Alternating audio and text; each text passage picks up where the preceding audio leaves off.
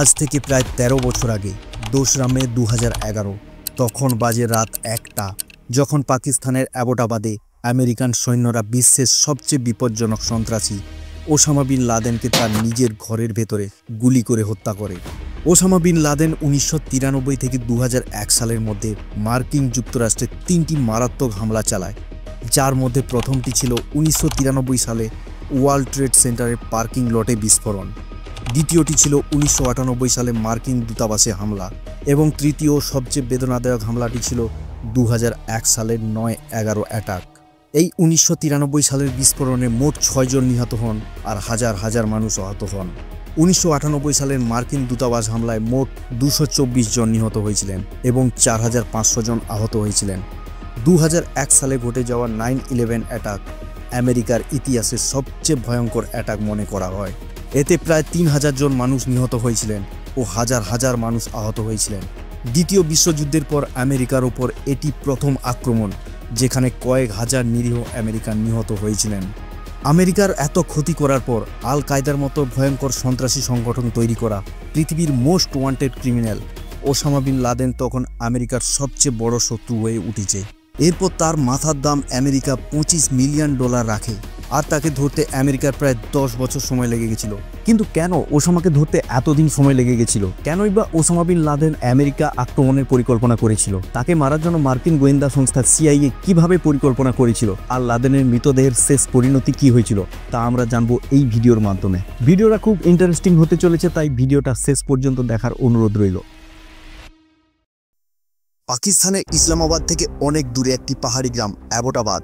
যখন navy সিলরা Osama বিনকে মারে তখন সে এই অ্যাবোটাবাদের নিজের ঘরে লুকিয়ে বসেছিল। এই মিশনের জন্য সিল টিমের হেলিকপ্টার আফগানিস্তানের জালালাবাদ শহর থেকে উড়েছিল। জালালাবাদ ছিল মার্কিন নেভি সিলের ঘাঁটি। সামগ্রিকভাবে এই মিশনে সিল টিমকে জালালাবাদ থেকে অ্যাবোটাবাদে গিয়ে ওসামা বিন লাদেনকে হত্যা করে আবার সেফলি জালালাবাদে ফিরে আসতে হতো। আর এই মিশনের নামকরণ করা হয়েছিল অপারেশন নেপচুন স্পেয়ার। এরকম কিছু ঘটেছিল আজ থেকে ১৩ বছর আগে ১লা মে ২০১১ রাত ১০:৩০। এই মিশনের জন্য জালালাবাদে মার্কিন বেসে ৪টি হেলিকপ্টার উড়ার জন্য প্রস্তুত, যার মধ্যে ছিল ২টি চিনুক হেলিকপ্টার এবং ২টি ব্ল্যাক হক হেলিকপ্টার। প্ল্যান এরকমই ছিল যে ২টি ব্ল্যাক হক হেলিকপ্টার অ্যাবোটাবাদের উদ্দেশ্যে উড়ে যাবে আর ২টি চিনুক হেলিকপ্টার এখানে কেবল ব্যাকআপের জন্য স্ট্যান্ড বাইতে থাকবে। গভীর রাতে এখান থেকে ২টি ব্ল্যাক হক হেলিকপ্টার পাকিস্তানের অ্যাবোটাবাদের উদ্দেশ্যে উড়ে যায়। এখানে মানুষের মনে একটা প্রশ্ন আসা স্বাভাবিক, কিভাবে ২টি আমেরিকান হেলিকপ্টার পাকিস্তানের অ্যাবোটাবাদের উদ্দেশ্যে উড়ে যাচ্ছে আর পাকিস্তানি সেনারা এটা বুঝতে পারছে না? অথবা বলা যায় পাকিস্তানের র্যাডারগুলি কেন এই ২টি হেলিকপ্টারকে ট্র্যাক করতে পারেনি? তাহলে এর একটা সহজ উত্তর হলো স্টেলথ টেকনোলজি। আসলে এই ২টি ব্ল্যাক হক হেলিকপ্টারকে এমনভাবে ডিজাইন করা হয়েছিল যাতে তার সাউন্ড কেউ ডিটেক্ট করতে না পারে আর র্যাডারে তাদের কেউ ট্র্যাক করতে না পারে। এনসিওর এই পুরো হেলিকপ্টারের উপর হেভি ফেব্রিকের কোটিং করা আছে, যার ফলে রাতে হেলিকপ্টারের ইনফ্রারেড ভিজিবিলিটি কমে যায় আর সেটাকে ট্র্যাক করতে পারা যায় না। রাত 12:30টার দিকে ২টি হেলিকপ্টার অ্যাবোটাবাদের ওসামা বিন লাদেনের কম্পাউন্ডের কাছে পৌঁছে যায়। এখন আমাদের ওসামার বাড়ির স্ট্রাকচার সম্পর্কে জানা খুব জরুরি। ওসামার বাড়িটি ছিল ত্রিভুজাকৃতি আর বাড়িটির নাম ছিল ওয়াজিরিস্তান হাভেলি। এই বাড়িটি ওই এলাকার আশেপাশের বাড়িগুলোর চেয়ে প্রায় 10 গুণ বড় ছিল আর প্লটটা ছিল প্রায় ৩৮,০০০ স্কোয়ার ফিটের। বাড়িটির চারপাশে ছিল ১৮ ফুট উঁচু প্রাচীর দিয়ে ঘেরা। সবচেয়ে অদ্ভুত ব্যাপার হলো বাড়িটির ৩য় তলার ব্যালকনি। এটি ৭ ফুট উঁচু প্রাচীর দিয়ে ঘেরা ছিল আর ৩য় তলাটায় কোনো জানালা ছিল না। এই বাড়িতে কোনো টেলিফোন ইন্টারনেট পরিষেবা ছিল না আর বাড়ির লোকেরা আবর্জনা ফেলতে বাইরে আসতো না, বরং তারা আবর্জনাগুলোকে ভেতরের রাইট সাইডের কম্পাউন্ডে জ্বালাতো। কম্পাউন্ডের লেফট সাইডে ফল ও সবজি চাষ করা হতো। বাড়িটির আশেপাশে তেমন কোনো লোকজনকে দেখা যেত না। একটা আশ্চর্যের বিষয় বলা বাহুল্য, ওসামা বিন লাদেনের বাড়ি থেকে পাকিস্তানি মিলিটারি একাডেমি মাত্র ১ কিলোমিটার দূরে অবস্থিত ছিল, অথচ পাকিস্তানের কাছে কোনো খবরই ছিল না ওসামার বাড়ির সম্পর্কে। অতএব এর থেকে কি বোঝা যায়? এর থেকে বোঝা যায় পাকিস্তান সত্যিই ওসামাকে বিশ্বের কাছ থেকে লুকিয়ে নিজের মাটিতে স্থান দিয়েছে। এই যে ২টি ব্ল্যাক হক হেলিকপ্টার আপনারা দেখতে পাচ্ছেন, এর মধ্যে একটির নাম চক 1 আর একটির নাম চক 2। প্রথমে চক 2 হেলিকপ্টারটা ওসামা বিন লাদেনের মেন গেটের সামনে হভার করতে থাকে, অর্থাৎ উঠতে থাকে। চক 2 মেন গেটের সামনে উঠতে থাকে কারণ ওই হেলিকপ্টার থেকে 4 জন সিল মেম্বার, একটা কমব্যাট অ্যাসল্ট ডগ অর্থাৎ একটা সেনা কুকুর যার নাম কায়রো আর তার হ্যান্ডলার অর্থাৎ তার ক্রীড়া প্রশিক্ষককে ল্যান্ড করাতে হতো। আপনারা পুরো ভিডিওতে সিল শব্দটি বারবার শুনতে পাবেন, যার অর্থ হলো ইউনাইটেড স্টেটস নেভির sea, air and land team. এই টিম স্পেশাল কোনো মিশনকে এক্সিকিউট করার জন্য বানানো হয়। স্পেশালি সিল শব্দটি ব্যবহার করা মানে আমেরিকার বেস্ট কমান্ডোদের কথা বলা। যাই হোক, এখানে চক 2 হেলিকপ্টারটিতে মোট 11 জন সিল মেম্বার, একটি কুকুর ও একজন কুকুরের প্রশিক্ষক ছিল, যেটার কথা আমি আগে বলেছি। আবার এই 11 জন সিল মেম্বারের মধ্যে একজন ট্রান্সলেটর আছে, যে কিনা উর্দু অ্যাকসেন্টে কথা বলতে পারত। এরকমভাবেই চক 1 হেলিকপ্টারে মোট 12 জন সিল মেম্বার ছিলেন, অর্থাৎ মোট 24 জন কমান্ডোকে দায়িত্ব দেওয়া হয় ওসামা বিন লাদেনকে হত্যা করার। এখন চক 2 হেলিকপ্টার মেন গেটে 5 জন সিল সহ সেনা কুকুর কায়রোকে নামিয়ে দিয়ে বাকি সেনাদের ওসামার মেন বিল্ডিংয়ের ছাদে নামিয়ে দেয়। এটা করার পরে চক 2-র কাজ শেষ। চক 2 হেলিকপ্টার একটু দূরে গিয়ে হোভার করতে থাকে। এবারে চক 1 হেলিকপ্টারের পালা। প্রথমেই বলে রাখি, চক 1 হেলিকপ্টারের সাথে এমন কিছু হয়েছিল যেটা নেভি সিল কমান্ডোরা স্বপ্নেও কল্পনা করতে পারেনি। 12 জন সিলকে নিয়ে হেলিকপ্টারটা যখন ওসামা বিন লাদেনের সামনের লনে ল্যান্ড করতে যাবে, তখন চক 1-এর সাথে একটা অপ্রত্যাশিত দুর্ঘটনা ঘটে। চক 1 এয়ার ভর্টেক্স ফ্লোর কবলে পড়ে। এই এয়ার ভর্টেক্স ফ্লোটা কি? এয়ার ভর্টেক্স ফ্লো হলো হেলিকপ্টারের রটর ব্লেডের কারণে সৃষ্ট ঘূর্ণায়মান বায়ু প্রবাহ হঠাৎ করে যদি রেয়ার ইনসিডেন্টে কমে যায়, তাহলে হেলিকপ্টারের ব্লেডগুলো কাজ করা বন্ধ করে দেয়, যেটার ফলে হেলিকপ্টারের নিয়ন্ত্রণের সমস্যার সৃষ্টি হয়। এটি বিশেষভাবে ভর্টেক্স রিং স্টেট বা ভিআরএস নামেও পরিচিত। তো চক 1-এর সাথে এরকমই একটা বিরল দুর্ঘটনা ঘটে, যার ফলে পৃথিবীর সেরা পাইলট থাকা সত্ত্বেও হেলিকপ্টারটা টোটালি ডিসব্যালেন্স হয়ে পড়ে আর মুখ থুবড়ে একটা দেওয়ালের উপর ক্র্যাশ করে। হেলিকপ্টারটা দুখণ্ড হয়ে দেওয়ালের দুপাশে পড়ে থাকে। হেলিকপ্টারটা দেওয়ালের উপর এত জোরে ক্র্যাশ করে সবাই ভাবে এই বুঝি অপারেশনটা এক্সপোজ হয়ে গেল। কিন্তু ভালো খবর, এখানে যে একটু আগে দুর্ঘটনা ঘটেছে সেটা কেউ বুঝতে পারে না। তবে দুর্ঘটনাজনিত পরিস্থিতিতে সবচেয়ে ভালো দিক এটি ছিল যে এখানে উপস্থিত 12 জন সিল কমান্ডো হেলিকপ্টার থেকে নিরাপদে বেরিয়ে আসেন। এরপর কমান্ডোরা দড়ির সাহায্যে 18 ফুট উঁচু দেওয়াল বেয়ে ভেতরে প্রবেশ করে। রাত 12:35 কমান্ডোরা প্রথমে ডেটোনেটরের সাহায্যে গেটের দরজা উড়িয়ে দেয় আর ভেতরে ঢুকে পড়ে। তারা পুরো ফ্লোর সার্চ করতে থাকে। তখন আচমকা পেছন থেকে গুলির আওয়াজ আসে আর একটা গুলি একজন কমান্ডোর হাত ঘেঁষে বেরিয়ে যায়। শুটটা করে আবু আহমেদ আল কুয়েতি নামক একজন সন্ত্রাসী। সে দ্বিতীয় গুলিটা চালানোর আগে সিল কমান্ডোরা তার পুরো শরীর ঝাঁঝরা করে দেয়। এই আবু আহমেদ আল কুয়েতি ছিল ওসামার ডান হাত। সে ছিল তার পাকিস্তানি কুরিয়ার। সে তার পুরো পরিবার নিয়ে এই ওসামার গেস্ট হাউসে থাকতো। আবু আহমেদ মারা যাওয়ার পর সিল কমান্ডোরা তার স্ত্রীকে বন্দি বানিয়ে ফেলে আর বাচ্চাদের সুরক্ষিত জায়গায় রেখে দেয়। এবার সিল কমান্ডোরা মেন বিল্ডিংয়ের দিকে যায়। এখানে গ্রাউন্ড ফ্লোরে তাদের সঙ্গে আবু আহমেদ আল কুয়েতির ভাই আবরারের সঙ্গে ফায়ার ফাইট হয়। এই যুদ্ধে আবরার ও তার স্ত্রী বুসরার নিহত হন। কিন্তু দুর্ভাগ্যবশত এখানে ওসামা বিন লাদেনকে পাওয়া যায় না। 12:37 গ্রাউন্ড ফ্লোর ক্লিয়ার, এটা বলে কমান্ডোরা ফার্স্ট ফ্লোরের দিকে যায়। এই ফ্লোরে লাদেনের ছেলে খালিদ ছিল। এখন খালিদকে সিলস টিম যেভাবে মেরেছিল তার স্টোরিটা খুব ইন্টারেস্টিং এবং ফান ছিল। সিলস টিম যখন ওসামার কম্পাউন্ডে আসে তখন পুরো বিল্ডিংয়ের ইলেকট্রিক অফ করে দেয়। এক্ষেত্রে অপারেশনের সময় তাদের যাতে অসুবিধা না হয় তার জন্য তাদের কাছে ছিল নাইট ভিশন গগলস। ফলে তারা সেটার মাধ্যমে সবকিছু ক্লিয়ারলি দেখতে পায়। মেন বিল্ডিংয়ে ইলেকট্রিক অফ করা হয়েছিল যাতে সন্ত্রাসীরা অন্ধকারে লক্ষ্যভ্রষ্ট হয়। এখন আমাদের এটা জানা উচিত যে সব সিল কমান্ডোদের জ্যাকেটে মিনি ক্যামেরা লাগানো থাকে, যেটা সাহায্যে আমেরিকায় বসে প্রেসিডেন্ট বারাক ওবামা ও তার পুরো টিম এটাকে লাইভ সিনেমার মতো দেখে। এখন সিল টিম ইতিমধ্যেই কম্পাউন্ডের সব আলো নিভিয়ে দিয়েছে। খালিদ দেখে চারিদিকে অন্ধকার, কিছুই স্পষ্টভাবে দেখা যাচ্ছে না। সে কিছু দেখতে না পেয়ে অন্ধকারে সিঁড়ি বেয়ে দ্বিতীয় তলার দিকে যেতে লাগলো আর সেখানে একটা দেওয়ালের আড়ালে লুকিয়ে পড়লো। এদিকে সিলসরা একটা লাইনে এসে বন্দুক তাক করে ওই দেওয়ালের দিকে দাঁড়িয়ে থাকে। প্রথমেই বলেছিলাম এই টিমের মধ্যে একজন ট্রান্সলেটর রয়েছে যে কিনা উর্দু অ্যাকসেন্টে কথা বলতে পারত। সেই সিল মেম্বার চালাকি করে খালিদের নাম দুবার ডাকে। খালিদ ভাবে নিজেদেরকেও তাকে ডাকছে, যার জন্য সে উঁকি মারতে গেলে কমান্ডোদের গুলি তার পুরো শরীর ঝাঁঝরা করে দেয়। সিলস টিম ইতিমধ্যে পুরো কম্পাউন্ডে তল্লাশি চালিয়ে ওসামা বিন লাদেন ছাড়া বাকি প্রায় সবাইকে মেরে ফেলেছে। 12:39 কমান্ডোরা সেকেন্ড ফ্লোরে ওঠে আর একটা রুমের দরজা খুলে দেখে দুজন মহিলা দাঁড়িয়ে আছে আর তাদের পেছনে পৃথিবীর সবচেয়ে ভয়ঙ্কর সন্ত্রাসী ওসামা বিন লাদেন লুকিয়ে আছে। কমান্ডোদের যে কোনো মূল্যে ওসামাকে ধরতে হবে, যার জন্য তারা একজন মহিলার পায়ে গুলি করে। সম্ভবত ওই মহিলার নিচে ঝুঁকে পড়ে। তখনই কমান্ডোরা ওসামার মাথায় 3টে গুলি মেরে শ্যুট করে। এবার সিল কমান্ডোদের নিশ্চিত হতে হবে যে ওটা আদৌ ওসামা বিন লাদেন নাকি তার কোনো ছদ্মবেশী, কারণ এত সহজে তারা যে ওসামাকে ধরতে পারবে তাদের বিশ্বাসই হচ্ছে না।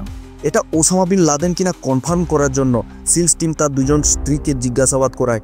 প্রথমে তারা কোনো উত্তর দেয় না, কিন্তু অনেক ভয় দেখানোর পরে তারা মুখ খুলে। আর বলে ইনি ওসামা। এই কনফার্মেশনের পর কমান্ডোরা সময় নষ্ট না করে ভাইস অ্যাডমিরাল উইলিয়াম এইচ ম্যাকরাভেনকে স্যাটেলাইট ফোনের মাধ্যমে কানেক্ট করে জানায় উই ডিড ইট। আর লাদেনের ফটো ক্যাপচার করে সিআইএ হেডকোয়ার্টারে পাঠায়। 12:55 কমান্ডোরা লাদেনের বডি গ্রাউন্ড ফ্লোরে নিয়ে আসে। তার আগে তারা লাদেনের ঘর থেকে হার্ড ডিস্ক, সিডি ও অনেক ইনফরমেশন কালেক্ট করে। এখন আমাদের মনে একটাই প্রশ্ন আছে, পাকিস্তানি মিলিটারি বেস থেকে 1 কিলোমিটার দূরে অবস্থিত ওসামার বাড়িতে এইসব ঘটনা ঘটছে, অথচ পাকিস্তানি আর্মিরা এটা জানতে পারছে না কেন? কারণটা এই মিশনের জন্য পাকিস্তানকে আমেরিকা পুরো অন্ধকারে রেখেছিল। কারণ তারা জানতো পাকিস্তানকে জানিয়ে যদি তারা এই অপারেশনটা, এই মিশনটা করত, তাহলে তারা কোনোদিনই লাদেনকে ধরতে পারতো না। তাই তারা গোপনে অপারেশন নেপচুন স্পেয়ারের প্ল্যানিং করে। এই পুরো মিশনটি করার জন্য কমান্ডোদের মাত্র 30 মিনিট সময় দেওয়া হয়েছিল, কিন্তু লাদেনের বডি ও এভিডেন্স কালেক্ট করে উঠতে আরও 10 মিনিট বেশি টাইম যায়। আপনাদের নিশ্চয়ই মনে আছে, দুটি ব্ল্যাক হক হেলিকপ্টার কমান্ডোদের যখন জালালাবাদ থেকে অ্যাবোটাবাদে নিয়ে আসে তখন একটা মাটিতে ক্র্যাশ করেছিল। আর যখন এই ক্র্যাশ হয় তখন এই ইনফরমেশন জালালাবাদে পাঠানো হয়। তারপর ব্যাকআপ হিসাবে রাখা দুটি চিনুক হেলিকপ্টারের মধ্যে একটি হেলিকপ্টারকে অপারেশন সাইটে পাঠানো হয়েছিল, অর্থাৎ ওসামার কম্পাউন্ডে আনা হয়েছিল। 1:05 এই সময় সিল কমান্ডোরা লাদেনের বডির সাথে সাথে সমস্ত এভিডেন্স কালেক্ট করে প্যাক করে নেয় আর ওখান থেকে জালালাবাদের উদ্দেশ্যে রওনা দেয়। তবে যাওয়ার আগে সিল কমান্ডোরা বিধ্বস্ত হওয়া চক 1 হেলিকপ্টারটিকে ব্লাস্ট করে দেয়, যাতে স্টেলথ টেকনোলজির এই হেলিকপ্টারটা পাকিস্তানের হাতে না আসে আর তারা যাতে রিভার্স ইঞ্জিনিয়ারিং করে এর প্ল্যান চুরি করতে না পারে। তা সত্ত্বেও হেলিকপ্টারের লেজের অংশটি দেওয়ালের অন্য পাশে পড়ে থেকে যায়, যেটাকে পরের দিন পাকিস্তানি মিডিয়াতে দেখানো হয়। এইভাবে 10 বছর তপস্যার পর আমেরিকানরা লাদেনকে মেরে ফেলে। সকাল 8:35 প্রেসিডেন্ট বারাক ওবামা ঘোষণা করেন যে 9/11 অ্যাটাকের মাস্টার মাইন্ড আল কায়দার লিডার লাদেনকে আমরা মেরে ফেলেছি। Tonight, I can report to the American people and to the world. The United States has conducted an operation that killed Osama bin Laden, the leader of Al-Qaeda. Mission তো successfully complete হয়েছে, কিন্তু লাদেনের dead বডিকে এখন কি করা যায়? কারণ কোনো দেশই লাদেনের ডেড বডিকে নিয়ে নিজের ইমেজ নষ্ট করতে চায় না। অনেক ভেবেচিন্তে ইউএসএ ডিসাইড করে লাদেনের ডেড বডিকে পুরো ইসলামিক রিচুয়ালের সাথে সমুদ্রে কবর দেওয়া হবে। লাদেনের ডেড বডিকে একটা সাদা চাদরে মুড়ে ইন্টারন্যাশনাল বর্ডারে ডিপ সি বিউরিয়াল দেওয়া হয়। কিন্তু লাদেন কেন সবার কাছে এত ঘৃণার পাত্র ছিল, বিশেষ করে আমেরিকার কাছে? সে এমন কি করেছিল যে আমেরিকা তার মাথার দাম $25 মিলিয়ন রেখেছিল? শুরুটা হয়েছিল 1992 সালে ইয়ামেনের একটি হোটেল থেকে, যেখানে আল কায়দারা হামলা করে। সেখানে অনেক আমেরিকান সৈন্য ছিল, কিন্তু হামলার ঠিক আগে আমেরিকান সৈন্যরা ওই হোটেল থেকে বেরিয়ে যায়, ফলে এই ষড়যন্ত্র ব্যর্থ হয়।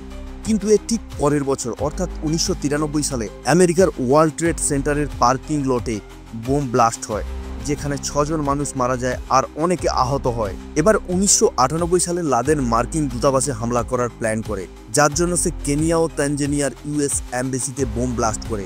এর কারণে 224 জন মানুষ মারা যায়। এগুলো করে লাদেন ক্ষান্ত ছিল না। 11 সেপ্টেম্বর 2001 ছিল আমেরিকান ইতিহাসের একটি কালো দিন, যে দিনটি আমেরিকাকে চিরতরে বদলে দিয়েছিল।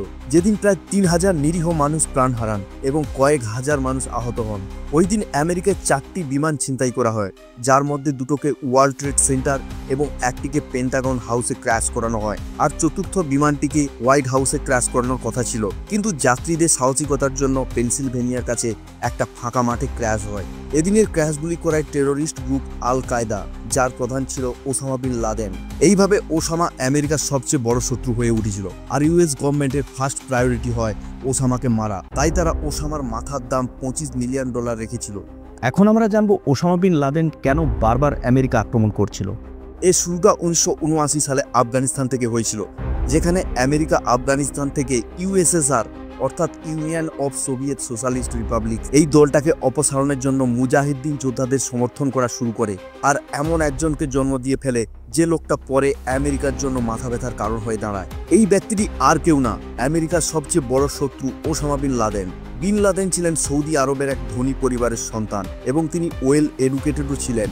একটা বড় ব্যবসায়ী পরিবার থেকে আসা সত্ত্বেও বিন লাদেন সর্বদা কনজারভেটিভ চিন্তাভাবনার পক্ষে ছিলেন। বড় হওয়ার সাথে সাথে তার প্রো ইসলামিক থটস তাকে ব্যাপকভাবে প্রভাবিত করেছিল। লাদেন ইসলামিক শিক্ষাকে ভালোভাবে বুঝতেন। তিনি মনে করতেন পৃথিবীতে ইসলামই একমাত্র ধর্ম হওয়া উচিত, আর বাকিগুলো কোনো ধর্মই না। লাদেনের সবসময় ওয়েস্টার্ন কান্ট্রিগুলোকে, বিশেষ করে আমেরিকাকে ইসলামী সংস্কৃতি ধ্বংস করার জন্য ব্লেম করত। সে এর জন্য আমেরিকাকে ইসলামের শত্রু ভাবত। ইসরায়েল ও প্যালেস্তাইন যুদ্ধে আমেরিকা সবসময় আরব দেশের বিরুদ্ধে ইসরায়েলকে সমর্থন করত। আমেরিকার প্রতি ক্রমবর্ধমান ঘৃণা লাদেনকে ইসলামিক চরমপন্থী গোষ্ঠীর সাথে যুক্ত করে। তার ভাষণ ও আর্থিক সহায়তা অনেক ইসলামী দেশগুলোতে পৌঁছতে শুরু করে। 1990-1991 সালে গলফ ওয়ারে মার্কিন যুক্তরাষ্ট্র যখন ইরাক আক্রমণ করে, তখন ওসামা বিন লাদেন এটিকে ইসলামের উপর আক্রমণ হিসেবে ধরেছিল। মুসলিম দেশগুলিতে আমেরিকার ক্রমবর্ধমান প্রভাব ওসামা বিন লাদেনের পছন্দ হয়নি। বিশেষ করে তিনি কুয়েত, সৌদি আরব এবং সোমালিয়ার মতো মুসলিম দেশে আমেরিকানদের হস্তক্ষেপকে খুব একটা ভালো চোখে দেখতেন না। উপরন্তু আমেরিকার ইসরায়েলকে সমর্থন করাটা লাদেন পছন্দ করতেন না। ফলে লাদেন অ্যান্টি আমেরিকা হয়ে যায়। প্রথমে যেই লাদেন আমেরিকার হয়ে সোভিয়েত ইউনিয়নের বিরুদ্ধে একসাথে লড়াই করে, সে লাদেন এখন আমেরিকার বিরুদ্ধে রুখে দাঁড়িয়েছে।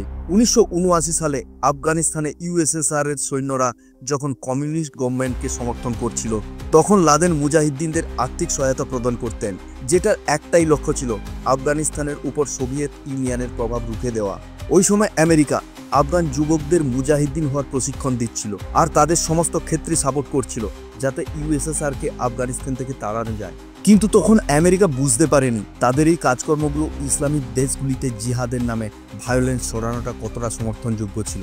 ওই সময় লাদেনও মুজাহিদ্দিনের সঙ্গে যোগে ছিল আর জিহাদকে প্রমোট করছিল। যদিও এখনো পর্যন্ত আমেরিকা এই কথাই ভাবছিল তাদের সমর্থনেই যে চরমপন্থী দল সৃষ্টি হয় তা কেবল ইউএসএসআর এর বিরুদ্ধে, কিন্তু লাদেন সারা বিশ্বে জিহাদ ও ইসলামের বার্তা ছড়িয়ে দেওয়ার প্রতিজ্ঞা করছিল। এভাবে আমেরিকা কতদিন আর ঘৃণার আগুন থেকে দূরে থাকতে পারবে? তাই তারা ওসামা বিন লাদেনকে হয়রানি করার জন্য অনেক পদক্ষেপ নেয়, যেটার পরে 1996 সালে লাদেন আমেরিকার বিরুদ্ধে একটা 30 পাতার ফতোয়া জারি করে জিহাদ ঘোষণা করে। ফেব্রুয়ারি 1998-এ লাদেন দ্বিতীয় ফতোয়া জারি করে বলে, বিশ্বের যেখানেই আমেরিকানদের দেখবেন সেখানেই তাদের মেরে দেওয়া উচিত। এই ফতোয়া শুধু আমেরিকান সৈনিকদের ও নেতাদের বিরুদ্ধে না, এই ফতোয়া আমেরিকান সাধারণ মানুষের বিরুদ্ধেও ছিল। 2001 সালের 9/11 হামলার পর Laden letter to American people বলে একটা স্টেটমেন্ট দেয়। তাতে তিনি বলেছিলেন যে আমেরিকার সরকার সবসময় ইসলামের প্রতি বিরূপ মনোভাব পোষণ করে আসছে। বিশ্বের যেসব জায়গায় ইসলাম বিরোধী কাজ হয় আমেরিকা সেটাকে সমর্থন করে, এই জন্য তাদেরকে শাস্তি দেওয়া অত্যন্ত জরুরি। এই চিঠিতে লাদেন স্পষ্টভাবে বলেছেন যে আমেরিকা কিভাবে সোমালিয়ায় মুসলিমদের হত্যা করে, আবার চেচনিয়াতে যখন মুসলমানদের হত্যা করা হচ্ছিল এই ক্ষেত্রে আমেরিকা রাশিয়াকে সমর্থন করছিল। এছাড়াও তিনি এরকম অনেক বিষয় নিয়ে কথা বলেছেন যার কারণে আমেরিকার প্রতি ঘৃণা তার বেড়ে যায় আর সে আমেরিকার সবচেয়ে বড় শত্রু হয়ে ওঠে। সিআইএ ইতিমধ্যেই আল কায়েদা ও লাদেনের খোঁজ চালাচ্ছিল।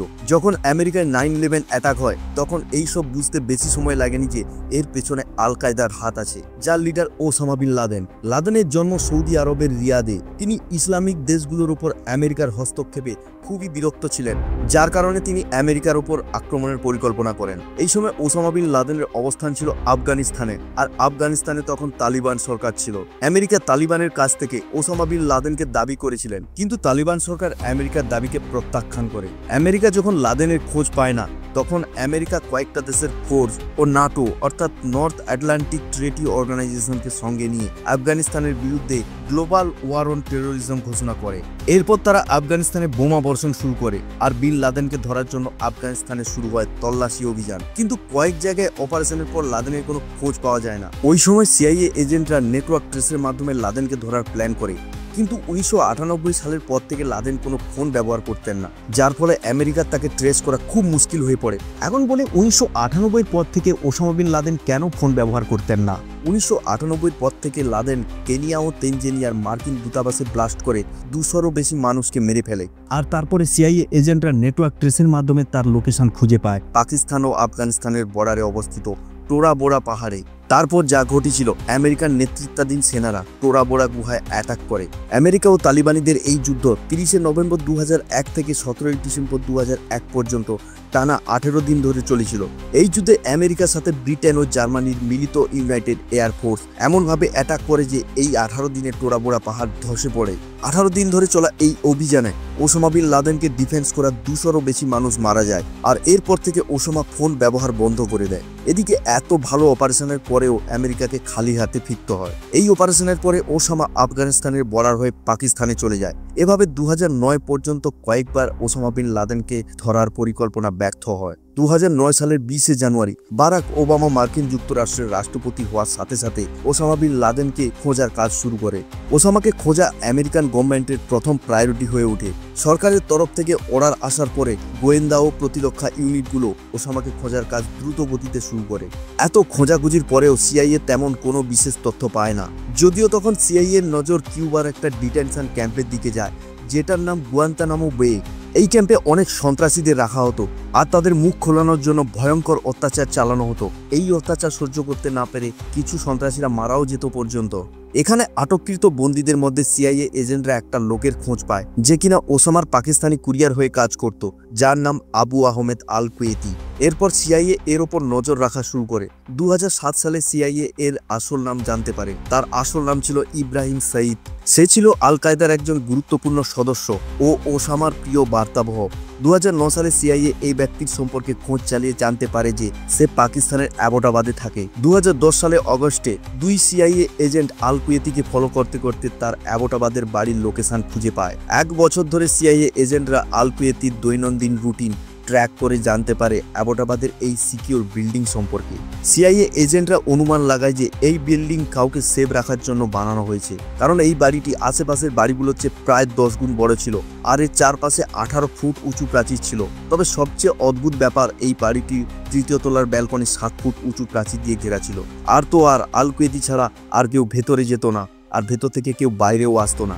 এভাবে নজরদারি চালিয়ে এজেন্টরা সিআইএ হেডকোয়ার্টারে কিছু স্যাটেলাইটের ছবি পাঠায়। এইসব ছবি থেকে সিআইএ স্বীকার করে যে এই বিল্ডিংয়ে ওসামা বিন লাদেন ও তার কিছু ঘনিষ্ঠ ব্যক্তি থাকতে পারে, কিন্তু ওই বিল্ডিংয়ে ওসামাকে কখনোই দেখা যায়নি। তাই সিআইএ মনে করে অনুমানের ভিত্তিতে কোনো পদক্ষেপ নেওয়া ঠিক হবে না। ওই বিল্ডিংয়ে ওসামা আছেন কিনা তা যাচাই করার জন্য সিআইএ নতুনভাবে একটা প্ল্যান করে। সিআইএ পাকিস্তানি ডাক্তার শাকিল আফ্রিদি ও কয়েকজন নার্সকে ফেক ভ্যাকসিন দেওয়ার নাম করে ওই বিল্ডিংয়ে পাঠানোর প্ল্যান করে। এই প্ল্যান করার কারণ, কিছু নার্স টিকা দেওয়ার অজুহাতে ভেতরে গিয়ে বাচ্চাদের রক্তের নমুনা নেবে আর সেই রক্ত নমুনার সাহায্যে ডিএনএ পরীক্ষা করে নিশ্চিত হতে পারবে যে লাদেনের সাথে শিশুদের কোনো সম্পর্ক আছে কিনা। প্ল্যান অনুযায়ী তারা বিল্ডিংয়ের ভেতরে যায় ফেক ভ্যাকসিনের নাম করে আর সিআইএ-কে কনফার্মেশন দেয় ওসামা এই ঘরেই থাকে।